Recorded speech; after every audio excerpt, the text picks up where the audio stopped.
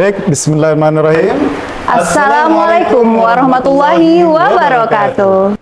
Halo sahabat madrasah dimanapun Anda berada. Kembali lagi bersama kami di TV Mendua Kota Padang Panjang. Bersama saya, Iqbal Maulana Sardi dan rekan saya sendiri, Unggani Filzana Putri, dalam program Syiar Madrasah, memberikan informasi dari hati nurani.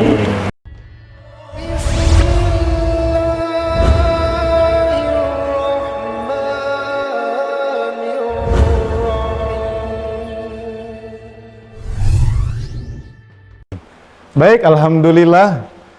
Pada kesempatan kali ini kita kedatangan tamu-tamu yang sangat luar biasa, sangat istimewa, tentunya sangat-sangat kita banggakan, dan tentunya berada di lingkungan Kementerian Agama.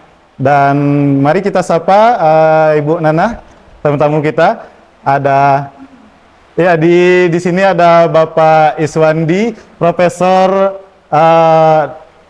Dr. Iswandi Saputra SAG MSI. Beliau menjabat sekarang sebagai staf ahli Kementerian Agama, Pak, ya, Republik Indonesia. Dan juga ada ditemani siapa lagi, Bu? Di samping ada Pak Iswandi, di sini kita juga kedatangan bintang tamu yang gak kalah spesialnya, ya. Nah, di sini telah hadir juga Bapak Haji Mustafa MA selaku Kepala Kantor Wilayah Kementerian Agama Provinsi Sumatera Barat. Oke? Baik, dan juga ada Bapak-bapak di samping, ada juga Bapak Kemenak kita, Bapak Mukhlis, dan di sebelah saya juga ada Bapak Zulkifli sebagai apa, Pak? Katim OKH. Dan di sebelah Bapak Iswandi ada Bapak Hendri. Ya, Bapak Hendri sebagai Kabid. Iya. Bapak, ya, Masya Allah. Kabid Di Kementerian sebelah Agama. ini juga ada, jangan ketinggalan ini, kepala sekolah kita. Iya. Bapak dari mana? Masya Allah. Masya Allah. Oke. Baik. Nah, sepertinya pembahasan kali ini akan sangat-sangat menarik ya, Ustadz, ya, karena kita kedatangan bintang tamu yang luar biasa, ya. Nah, kita kira-kira mulai dari mana dulu nih, Ustadz? Kayaknya kita sekarang penegasan topik kayaknya nih. Sebelum kita memulai bertanya-tanya sama bintang tamu kita tentunya harus menjelaskan topik apa yang akan kita bahas sekarang ini. Tentunya tentang MANPK. Apa itu MANPK-nya, Ibu? MANPK Kota Padang Panjang merupakan salah satu madrasah yang sampai saat ini sudah berhasil melahirkan tokoh-tokoh penting di dalam masyarakat maupun di lembaga pemerintahan. Nah, MANPK hingga saat ini itu alhamdulillah masih solid dalam melaksanakan kegiatan dan program-program yang ada. Sehingga pada tahun kemarin MANPK Kota Padang Panjang sudah berhasil mengirim peserta-peserta didiknya ke Timur Tengah. Nah, angkanya itu ada 61 orang kabarnya, Ustadz. Iya, luar biasa sekali. Dan angka itu menunjukkan MANPK Kota Padang Panjang ini dia mengirim siswa-siswi terbanyak se-Indonesia untuk studi ke Timur Tengah. Masya Allah. Alhamdulillah. Nah, karena itu kita di sini bukan hanya sekedar dari lembaga saja. Beliau datang jauh-jauh ke sini untuk melihat bekas-bekas tempat pendidikan beliau dahulu. Ya, di sekarang Pak Iswandi, Profesor Pak Iswandi, kabarnya Bapak dulu alumni, Pak, ya. Sekarang jadi alumni, dulu pernah menempuh pendidikan di MANPK, Pak. Dulu yang namanya Mankobar kalau nggak salah, Pak, ya? MAPK. MAPK juga, Pak, ya? Madrasah Aliyah Program Khusus. Madrasah Aliyah Program Khusus Keagamaan, Bapak. Mungkin ini karena MANPK, kita ingin tahu nih, dahulu kira-kira Bapak sekarang kan udah jadi staf ahli menteri, Pak.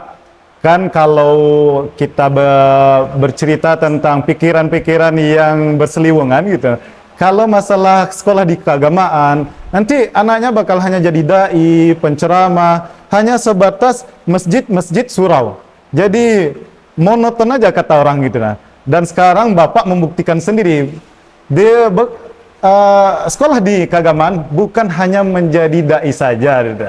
Mungkin kita minta cerita Bapak dulu, sekolah dulu di MANPK sampai saat ini menjadi staf ahli menteri, Pak. Silakan, Pak. Tafadhal masykurah. Iya, terima kasih sahabat madrasah. Sebelumnya saya ucapkan terima kasih setelah diberikan kesempatan untuk menyampaikan, ya sebutlah semacam testimoni tentang bagaimana kehidupan dan pendidikan di Madrasah Aliyah Program Khusus yang dahulu kita sebut dengan MAPK Kota Baru Padang Panjang. Saat itu tahun 90-an ya, saya termasuk generasi ketiga yang lulus pada tahun 1992. MAPK itu hanya ada 5 se-Indonesia. Yang pertama di Sumatera Barat, yang kedua di Ciamis, yang ketiga di Yogyakarta, yang keempat di Jember, yang kelima di Makassar. Jadi di Jawa ada 3, di luar Jawa bagian timur ada 1 untuk menampung seleksi calon-calon peserta didik dari wilayah timur. Untuk Sumatera ada 1 untuk menampung seleksi calon siswa terbaik dari 8 provinsi saat itu di Pulau Sumatera. Saya kebetulan delegasi dari Sumatera Utara. Saya MTSN-nya itu di Medan, Sumatera Utara. Jadi memang satu madrasah itu diambil 2 untuk ikut seleksi, diadu antar kabupaten, kota di tingkat provinsi, kemudian dari tingkat provinsi diadu nasional, baru diambil ranking. Nah, karena saat itu kotanya ada 40 di Padang Panjang, maka 40 besar pertama yang diambil. Nah, saya nggak lolos sebenarnya. Saya ranking ke-44. Nggak lolos.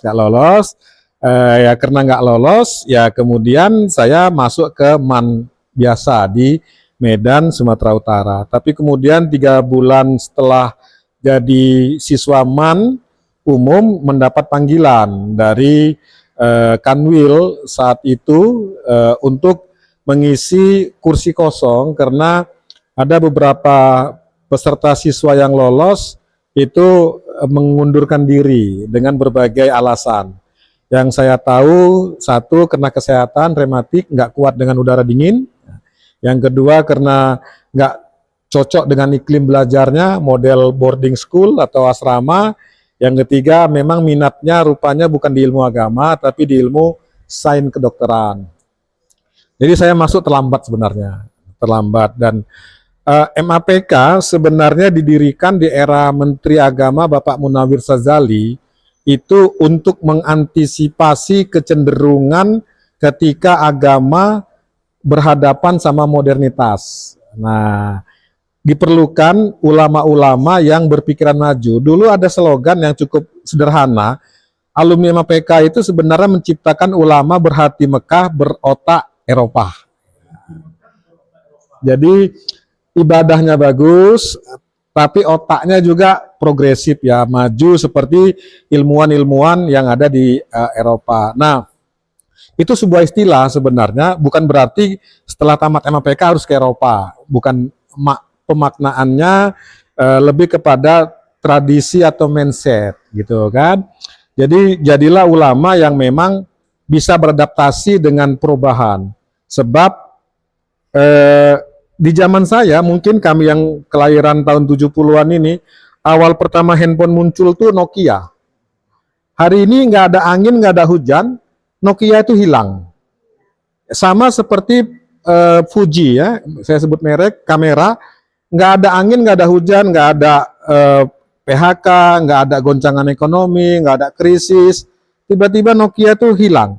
Tersisa Nokia Kolopaking. Nah, itu bagi yang kenal ini ya, Novia Kolopaking ini pemeran drama Siti Nurbaya. Nah, yang menjadi Siti Nurbaya itu Novia Kolopaking namanya. Sekarang menjadi istri Cak Nun, Emma Ainun Najib. Nah, jadi Novia Kolopaking yang tersisa, Novia HP itu hilang. Mengapa Novia Kolopaking tetap ada, tetapi Nokia itu hilang? Banyak ahli pasar, ekonom menjelaskan salah satu kepunahan HP Nokia, kamera Fuji, termasuk dinosaurus, itu karena ketidakmampuan dia dalam beradaptasi terhadap perubahan. Islam itu tetap zaman yang berubah. Jadi bagaimana Islam yang tetap beradaptasi dengan perubahan membuat Islam itu maju. Islam akan tertinggal kalau dia nggak bisa beradaptasi dengan perubahan. Ini kan sesuatu yang qat'i, yang tetap dengan yang berubah. Ini harus ada bridging ini.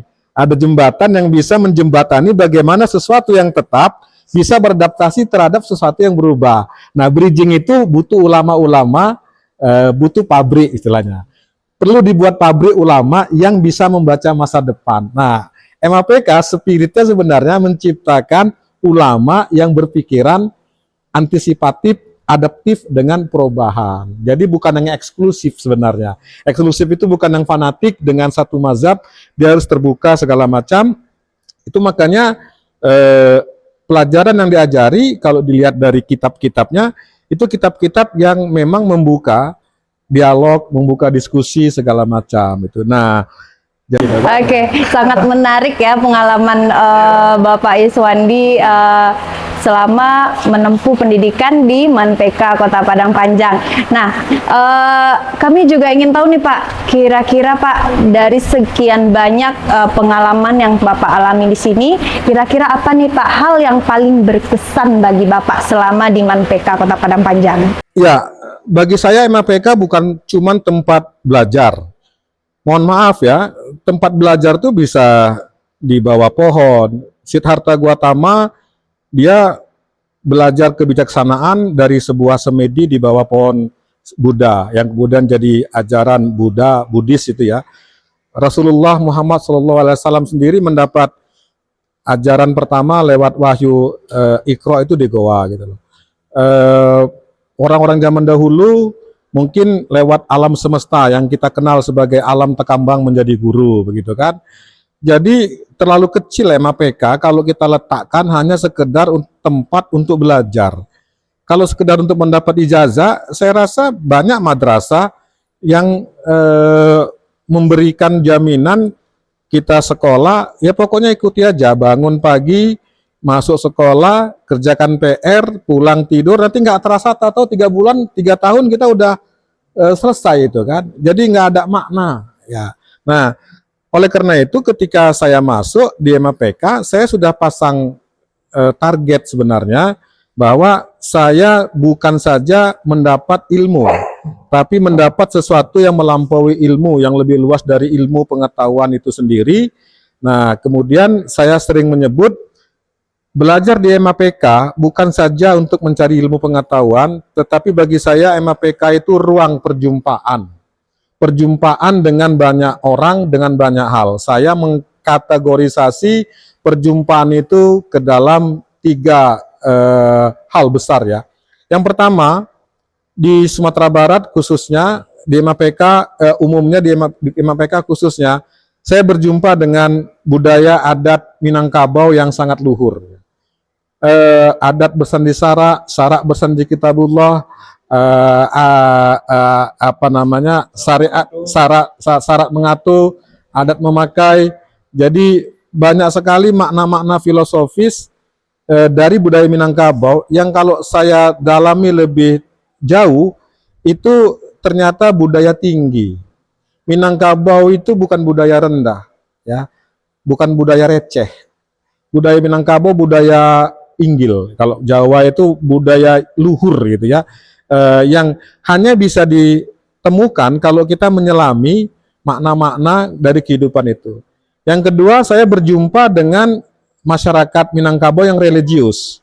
Ini juga bukan hal sepele. Religiusitas masyarakat Minangkabau ini beda dengan religiusitas masyarakat di Jawa. Di Jawa religiusitas itu bertemu dengan klenik dia. Jadi kalau ada sesuatu itu dianggap ada mitos. Di Sumatera Barat ini TBC ya istilahnya apa tuh? Tahayul segala anak ya tahayul, bid'ah dan khurafat itu kurang gitu. Jadi Islamnya tuh terasa agak otentik gitu kan. Nah, jadi tapi anehnya adat budaya Minangkabau ini juga otentik. Berburu babi, adu kabau itu hidup. Bagi saya ini luar biasa gitu loh. Agama yang otentik tumbuh, budaya yang otentik tumbuh berdampingan, bukan bertanding tapi bersanding. Ini pasti ada ramuan.